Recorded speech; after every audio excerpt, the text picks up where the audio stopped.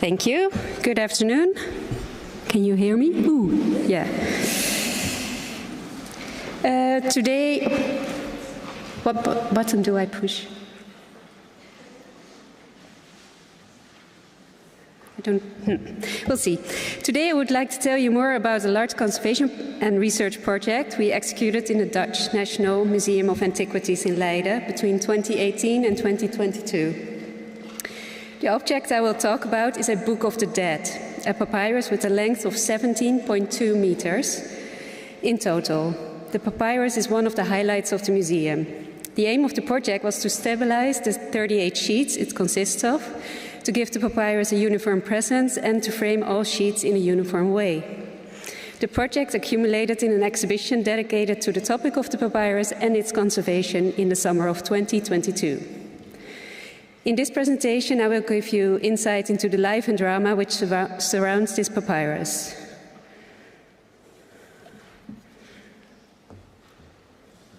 Is it this one? Yeah. This one. Yes. I will focus on 4 topics. First, I will discuss how the papyrus arrived in the museum, was repaired and repaired again in the 19th century. Secondly, I will give you an introduction of the project and some insight into the conservation of the papyrus. And this topic will be followed by some outcomes of the research, and I will finish by telling you more about the exhibition. Around 1275 BC, the merchant Qenna was buried in a rock tomb in Thebes, now modern Luxor, in the city in southern Egypt. Qenna is still known today because his name can be found on the papyrus. The papyrus is a so-called Book of the Dead, a collection of magical spells that was compiled for Qenna's funeral.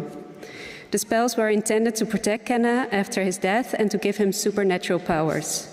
The text of the Book of the Dead is illustrated in many places with colorful vignettes, images, and can be read from right to left.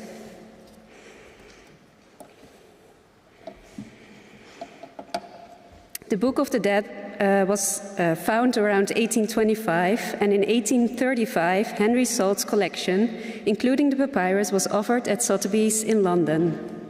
Salt was an influential British diplomat in the Egypt of the Ottoman Pasha Muhammad Ali in 1816 till 1827. He had received permission from the Pasha to excavate Egyptian antiquities. That work was often carried out by local agents. In this case, Giovanni Anastasi was the one who found the papyrus. The Book of the Dead of Qenna was found in a tomb in the western hills of Luxor. Here, European collectors systematically emptied graves in the early 19th century without properly documenting their activities. The exact location of Qenna's grave is therefore unknown. In the tomb, according to Salt, the Book of the Dead lay on top of a mummified body, folded into 12 pieces of approximately 150 centimeters each. It seems that the papyrus has never been rolled, which is remarkable. Caspar Reuvens, the first director of the archival, himself traveled in May 1835 to London to purchase the papyrus at the auction. There were good offers, and he had to pay £168, the equivalent of 23,000 euros now, a considerable amount of the time. On the way back to the Netherlands by steamboat, Reuvens suffered a stroke. Timon Hooiberg, he worked at the museum as an amanuensis for 60 years. He was a draftsman and lithographer and probably the first conservator in the museum, writes about this moment in his biography. Professor R, as the highest bidder, successfully purchased a very precious Egyptian papyrus, and Mrs. R immediately attached tissue paper to its back with glue. In July, the pair returned to Holland with the treasure, but off the coast of Den Briel, walking back and forth on the deck of the steamboat, he succumbed to heat stroke and suddenly collapsed. His last words were, "Louise, I'm dying." This was the last object he brought back to the museum. In this quote, we can read that the first repairs of the papyrus were done, according to Hooiberg, by Mrs. Reuvens herself, quite surprisingly. In one of the ledgers of the museum where in- and outgoing paper was noted, we find a reference in June and August of 1838 that sheets of the so-called papier végétal were used for this papyrus. here mentioned as the English or the one with the colors from salt. This papier végétal is a thin, translucent paper which was used in the museum for drawings of the museum collection, for transfer to the lithography stone, as well as repair material for the museum collection.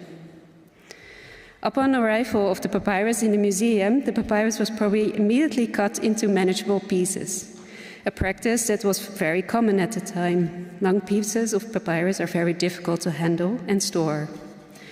As a result, the Book of the Dead now consists out of 38 separate pieces with an average size of 35 by 45 centimeters. Some of the sheets have been more often on display than others. Some have been used in exhibitions or loans. Due to this fragmentary use over the years, the sheets of papyrus have been repaired and framed in various ways. In the next part, I will tell you more about the setup of the project and the conservation. The conservation project started in 2018 with a grant provided by the Van der Klauw Fonds, which is part of the Rembrandt Society. The grant stipulated that a recently graduated conservator should be part of the project. The project was divided in 3 phases. Phase 1 started in 2018 with Alexander Nederlof and Femke Prinsen working on 11 of the 38 most damaged and fragmented sheets of papyrus. For the second phase, starting in 2020, Juliette Baines and I worked on the project and treated 12. The third phase took place in 2022 for 5 months, and I worked together with Alexia Milianou on sheets 1 to 15, which are part of the permanent presentation in the museum. We estimated about 25 hours per sheet for conservation. This included photography, all treatments, and the framing between glass. These hours did not include project management, like administration, writing to gain funding, receiving the funding partners for show and tell, work on archiving the photos and documentation in our database, discussion with papyrus colleagues and colleagues in the museum, guidance of the conservators joining the project, buying materials, research photography, archival research, movement of the objects, giving talks about the project, writing articles, preparing text for the exhibition, as well as being the one to install the exhibition, and talking to the press and giving radio interviews. All in all, it was an enormous project, but with a striking result, we could show the complete 17 meters safely as a unity. Let's look at some of the damages and condition of the sheets of papyrus before conservation started. Almost all of the papyri have been lined with a sheet of papier végétal in the 19th century, this transparent paper. As I mentioned before, perhaps done by Mrs. Reuvens herself. If so, she did a good job. The lining of this transparent paper is very neatly done and was a good decision. Sometime later, an extra layer of thick white paper has been added to the back. Then, over time, these white infills showing at the front where there are missing parts in the papyrus were a bit distracting, not to say ugly, and they have been colored with water-based paint, or sometimes the white paper parts have been cut out. A few papyri have even infills or backing with new papyrus. As you can imagine, lining thin, brittle, and fragile papyrus with multiple layers has some influence on the papyrus. The first 15 sheets are always on display in the museum. Therefore, we could only guess what the condition was of the sheets. In 2022, the third phase, we started working on these. They did look in relatively good condition, still in the showcase, and we thought for the last phase we had the easiest ones left. Well, that was not the case. Once we opened the glass and looked better with raking light, we got a scare. Here you can see sheet number 1. You can see the tension coming from the white paper backing.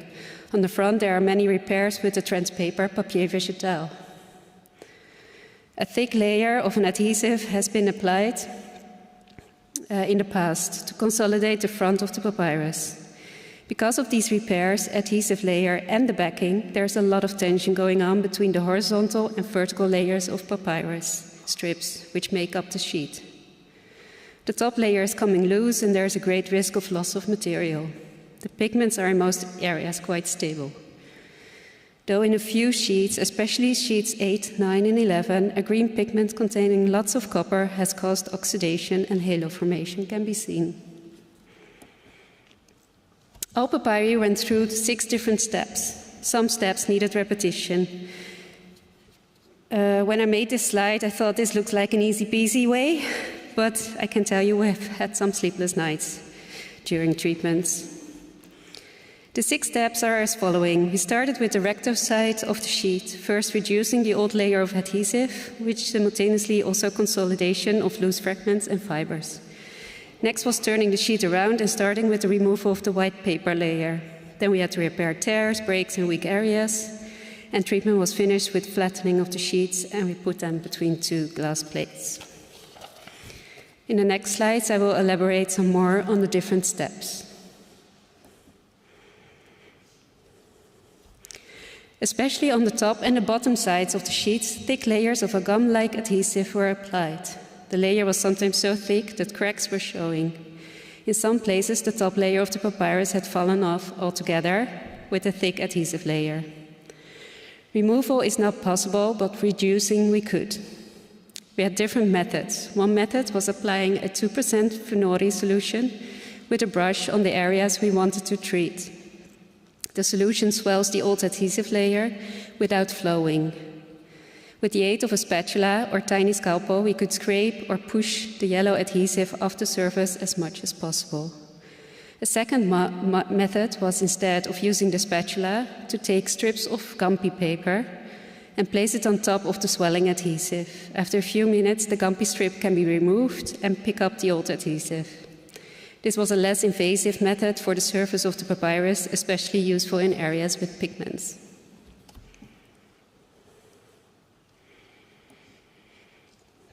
Sometimes before, during, or after the previous step, we started to consolidate loose pieces, fibers, and delamination.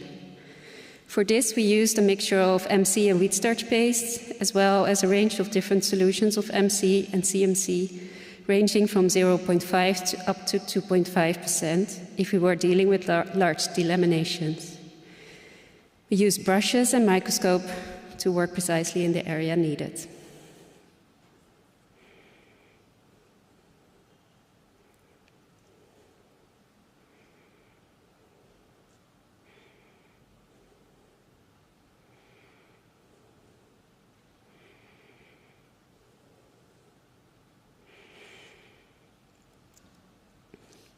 Once it was safe to turn around the papyrus, we could start working on the backside with the removal of the white paper lining. Remember that below the layer of the white paper, there was in most cases a layer of transparent paper. That made it quite easy to remove the white paper because we were not working directly on the papyrus surface. We first applied a solution of 50-50 water ethanol and then a layer of thick 5% solution of MC and water. Then the difficult part starts, the weighting. Because there is a moment in time which is the perfect time to start removing the white paper and before the moisture travels through the paper, papier végétal, and the papyrus. This is something you can only learn by experience. Sometimes we were not so lucky when there were areas where no transparent paper was left on the back, and then problems started. Because you were in direct contact with the fragile papyrus surface in moistened condition. That's when we had to slow down and remove only small squares of 2 by 2 centimeters. What I show you now on the film is, of course, the easy work. After removing the white paper, many tears, breaks, and weak areas could be seen. By removing the white paper, it was also for the first time possible to look at the papyrus with backlight, which gives you lots of information on weak areas as well. For the repairs, we used gummy paper, which was a nice match with the already papier végétal on the backside, but we kept it on purpose white. After discussions with the curators, we found that it was a good idea to keep the repairs visible for people who are not conservators, so it is very clear that this is a new addition to the original. The flattening was quite straightforward. We put the sheets of papyrus between layers of Sympatex and wet blotting paper under a layer of Melanix, and after 45 minutes, the sheet could be placed between dry blotting paper and a board without weights.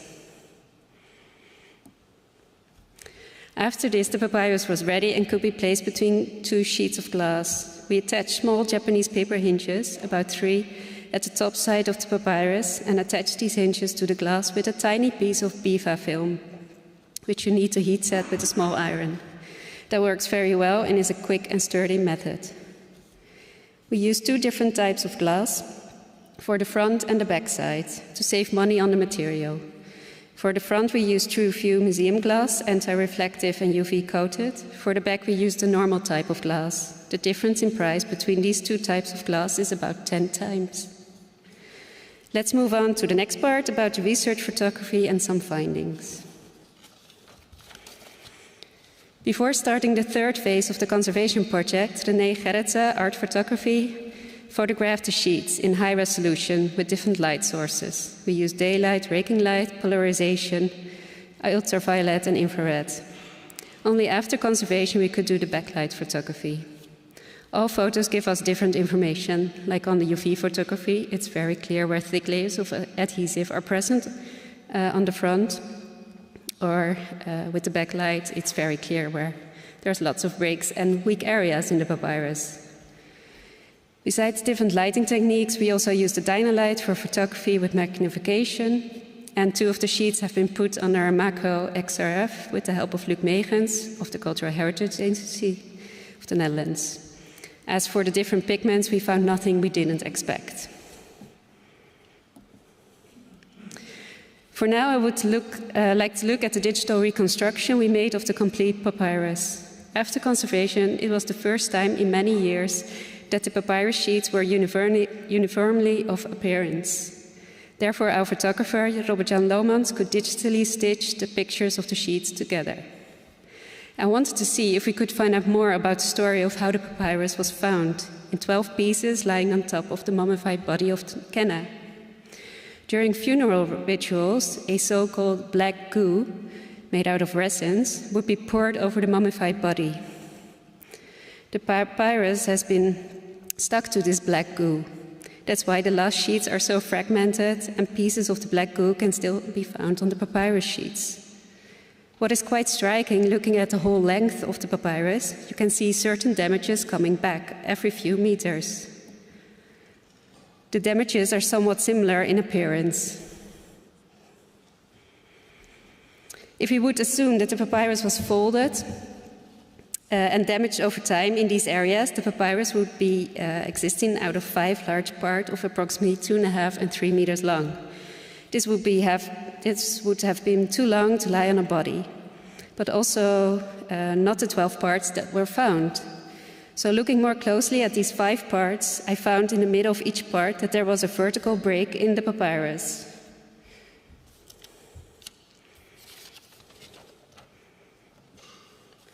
So I made a tiny reconstruction of the papyrus.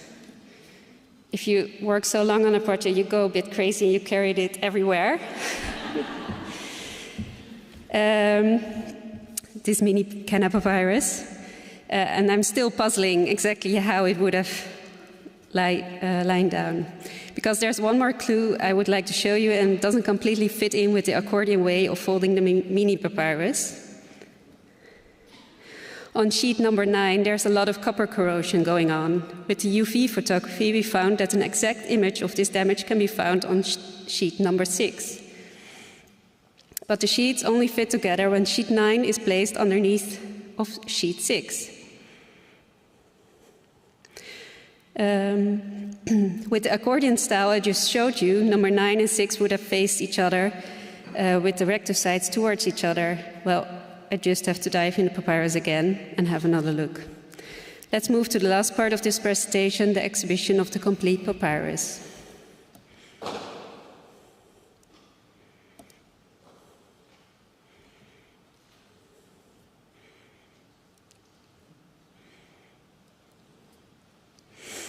In June 2022, we opened the exhibition. For the 17-meter-long papyrus, a custom-made furniture was made. The glass plates were placed in a wooden profile at the top and at the bottom. All glass sheets were placed next to each other with no space in between. Underneath, a few of the papyri had extra info and was shown on screens. For the animation shown here, the 19th century lithographs of the papyrus were used. Opposite the papyrus, there were showcases about the use of papyrus and the conservation process. Also, a short movie was made about the conservation, which you can still find on YouTube if you like. With this, I would like to end my presentation and thank you, the following people, and thank you for your attention.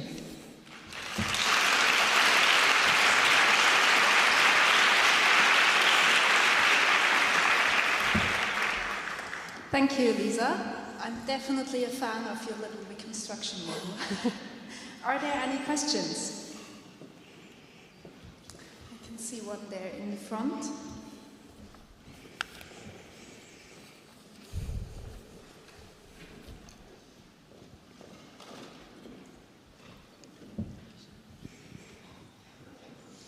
Veronika Schrieder, Sächsisches Staatsarchiv. If I understood you right, you said that the copper corrosion, the image on the other page, didn't fit with your little model. Have you any clue when this copper corrosion did occur? Yeah, of course. I have actually no clue, but I can imagine that it happened while it was lying on the body. Because it's quite a lot of the reflection in the other sheet. We also see it on a few more sheets, some of the corrosion going on. And yeah, I think it took place then. And I can also imagine that if you look at it like this, it was in 12 pieces. So it would make sense if this piece is broken here, and if you lie this piece then like that, then we would have the right way. So they weren't connected to each other when they were lying on the body? I think not, but okay. I don't know, because there's such a big, this break is coming back every few meters. It could be that that's already broken and then it was placed again. We don't know, because there's no written documentation about how the grave was found, or maybe it was opened before already in one of the centuries before. We don't know. Thank you. Any other questions?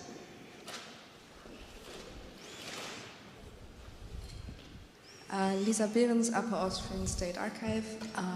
First of all, thanks a lot for the presentation. It was very interesting, very neat.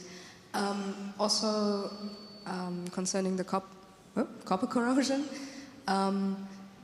one thing that I was thinking is that usually that kind of copper corrosion is caused by quite a bit of moisture, and I'm no Egyptologist or anything. I'm not entirely sure what the conditions are in the graves, but I think usually they're quite dry, so maybe that happened later when it was already cut up in a different way, maybe. I don't know, it's just a thought. And I also have an actual question. So with the copper corrosion, were you worried at all that when you remoisten it to flatten it, etc., that you could worsen the copper corrosion or maybe cause some in other places? And if yes, did you take any steps to prevent that?